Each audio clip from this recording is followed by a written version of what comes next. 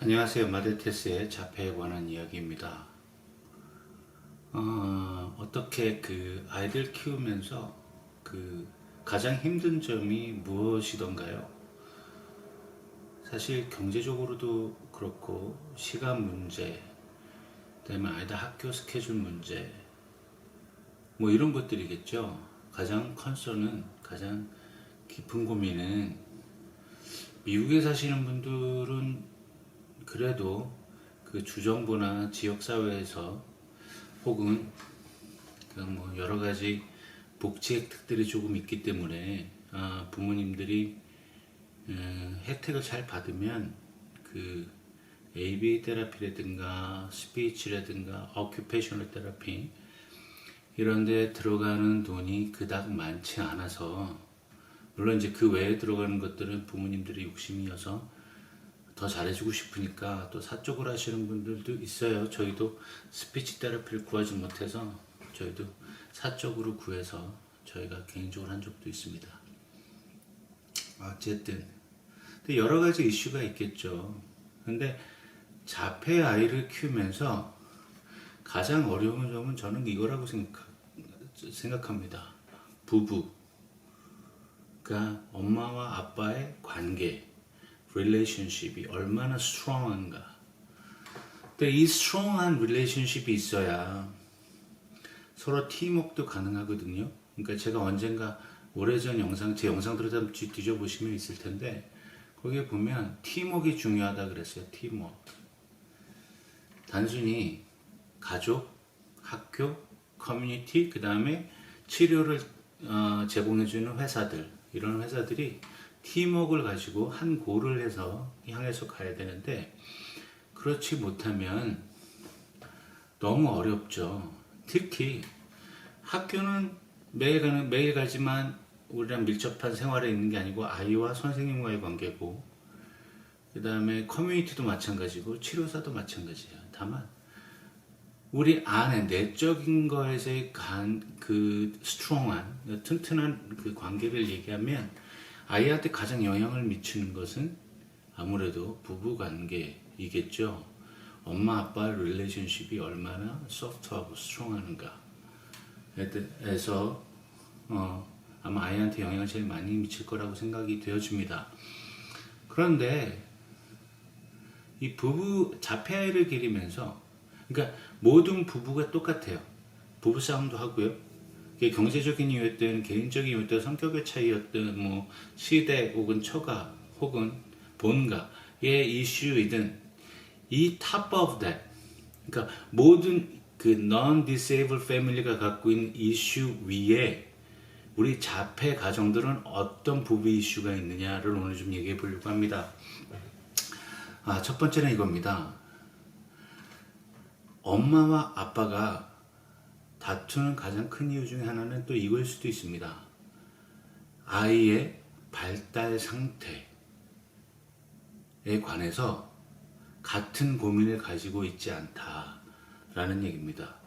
주 양육자는 엄마가 될 수도 있고 아빠가 될 수 있고요. 저희 집은 제가 주 양육자니까 제가 많이 뒤져보고 많이 찾아보고 많이 들여다보고 합니다. 많은 사람들하고도 얘기도 하려고 하고요. 그런데 아무래도 밖에서 일하시는 분, 그게 아내가 됐든 남편이 됐든 갖고 있는 고민이 조금은 다릅니다. 그거에서 오는 conflict. 그러니까 중양육자는 매일 24/7을 같이 아이의 발달 상황과 아이의 피로를 계속 체크업이 되잖아요. 근데 밖에서 일하시는 분들은 아침에 잠깐 보고 저녁에 들어와서 잠깐 보고, 그리고 본인도 피곤하니까 뭐 쉬어야죠. 그러다 보니까 아이에 대한 observation, 관찰이 주 양육자에 비해서는 덜합니다. 그리고 관심이 없다기보다 무엇을 어떻게 해야 되는지 모릅니다. 그렇기 때문에 아이에 대한 목적, 아이가 어떻게 성장했으면 좋겠는가에 대한 걱정이 다름이 싸움의 원인이 되기도 합니다. 두 번째는 어티즘을 대하는 자세가 다릅니다. 그러니까 저는 아빠이긴 한데 많은 아빠들이 요즘은 많은 젊은 아빠들은 굉장히 적극적이시고 굉장히 어그레시브하게 그 자료들을 찾아보시고 적용해 보려고 노력하시는 아빠들이 보통 있어요. 근데 제가 이제 보통 가정을 얘기하면 아이가 어릴 때는 아빠들 보통 괜찮아질 거야. 그거 너무 걱정하지 마. 보통 이렇게 되고요. 아이를 낳게 한, 그러니까 세상을 보게 한 엄마는 좀 다르죠. 아무래도 이모셔널리, 또 감정적으로 더 치우칠 수도 있고, 그리고 아이의 필요를 매일 보니까 뭘 챙겨줘야 되는지에 대한 계속 고민이 생기고, 더 해줘야 될 것 같고, 그렇기 때문에, 그러니까 딱 봤을 때 자폐 아이를 대하는 자세가 달라서 혹은 자폐에 대한 인식이 달라서 싸우기도 합니다. 그러니까 주 양육자가 아니면 이 자폐에 대한 인식이 깊지가 않다 혹은 잘 모른다 라고 생각하시면 돼요. 그래서 싸우게 되는 겁니다. 그 다음에 세 번째로 아이의 치료법입니다. 물론 주 양육자가 아닌 부양육자인 부모 중에 한 명도 쉬는 시간에 혹은 인터넷에 혹은 뉴스를 통해서 보면 이런 걸 찾아보십니다. 많이들 찾아봐요. 저도 어마어마하게 찾아봤고 우리 아이 엄마도 어마어마하게 찾아봤고. 그런데 부모 욕심에서 컨플릭이 생기는 거예요. 자, 이만큼 어떤 효과를 봤다 그러더라. 블로그나 뭐 유튜브나 뭐 어떤 소식통들을 통해서 주 양육자가 소스를 가지고 이런 치료법이 좋대더라, 이런 게 낫대더라, 이런 걸 효과를 봤대더라는 카더라는 통신을 통해서 많이 접하게 되고 해보고 싶잖아요. 근데 또 다른 한편으로는 부양육자인 되신 분은 굉장히 이성적이거나 논리적이신 분이어서 데이터가 확립되어져 있지 않은, 그러니까 민간요법이든 아니면 확증되어지지 않은 치료법에 대해서는 동의하지 않을 수 있어요. 물론 해보지 않았기 때문에 그거에 대한 확증이 없는 거죠. 그럼에도 불구하고 주 양육자인 분은 형편이 되면 해보고 싶은 겁니다. 될 수 있으면 좋고 조금이라도 나아지면 좋고 뭐 어쨌든 그런 것들 때문에 그런 아이의 치료법에 있어서 동의하지 못하는 부분 때문에 싸우기도 합니다. 그 다음에 또 경제적인 부분도 한 몫을 하겠죠, 여기는. 왜냐하면 저는 최근에 들은 건데 한국의 ABA 테라피가 너무 비싸더라고요. 많지도 않고. 그리고 그 많은 자폐 아이들이 다 혜택을 못 받을 수도 있다라는 생각에 조금 가슴이 조금 아프더라고요. 물론 저도 자폐아를 기르고 있기 때문에 그게 어떤 감정적 동기가 돼서 그런지도 모르겠습니다. 어쨌든 그다음 네 번째로 주 양육자는 자폐에 대해서 전문가가 되어가고 있습니다.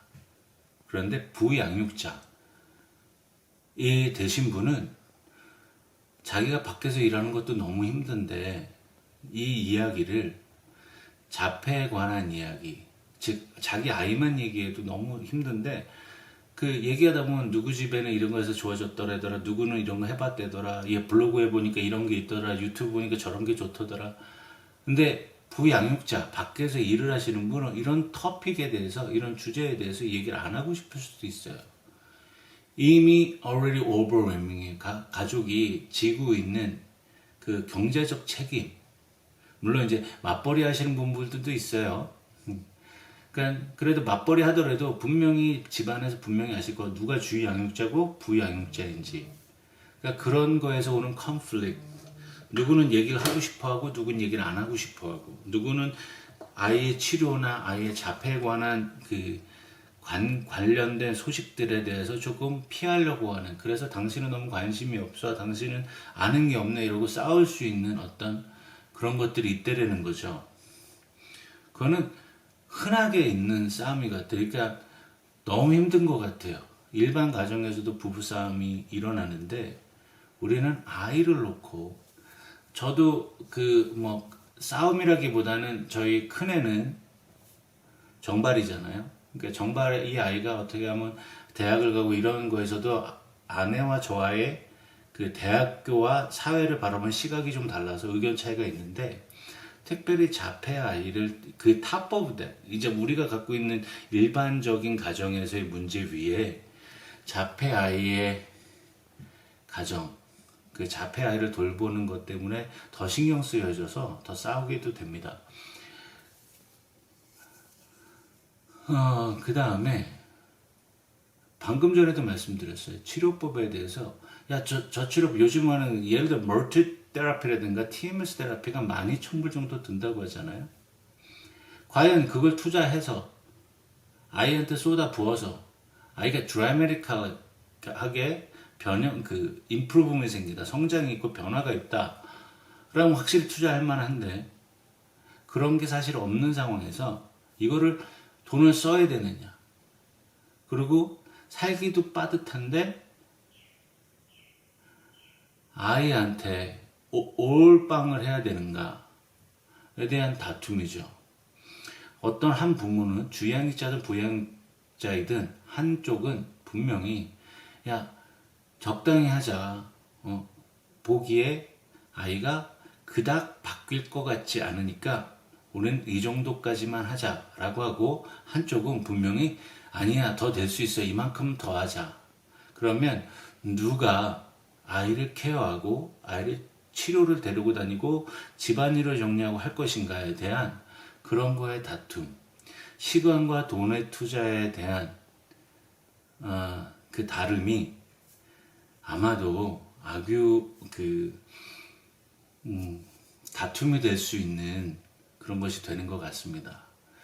사실 자폐 아이를 키운다는 거, 저도 이제 제 영상을 보신 분들은 알겠지만 오랫동안 해왔고 앞으로도 더 해야 되고, 그런데 언제까지, 그리고 이게 언제 끝날 것에 대한 답이 없기 때문에 consistently, 그러니까 계속적으로 부부가 다툴 수밖에 없게 돼요. 그리고 부부가 지쳐가기도 합니다. 지난번 영상에서 우울증 자가진단법도 말씀드렸고요. 그 전에는 또 혼자 미타임을 가져라도 말씀드렸습니다. 그러니까 우리가 왜 싸우는가, 그냥 다를 수 있어요. 의견이 다르기 때문에 싸우는 건 맞아요. 다만 서로가 하고 있는 거에 대한 인커리지먼이 필요합니다. 당신 오늘 수고했어. 밖에서 일했든 안에서 아이를 돌봤든 그런 게 더 중요한 것 같아요. 아마 그리고 고생했다라고 한마디, 당신이 수고하고 있다는 거 안다라고 하는 한마디가 오히려 이런 동의하지 못하는 여러 많은 서브젝트들에서 이걸 커버할 수 있는 어떤 위로가 되지 않을까 생각이 되어집니다. 어쨌든 오늘도 그 자폐 아이들을 키우시느라 고생하신 많은 부모님들 화이팅 하시고요. 다음 영상에서 또 뵙겠습니다. 감사합니다.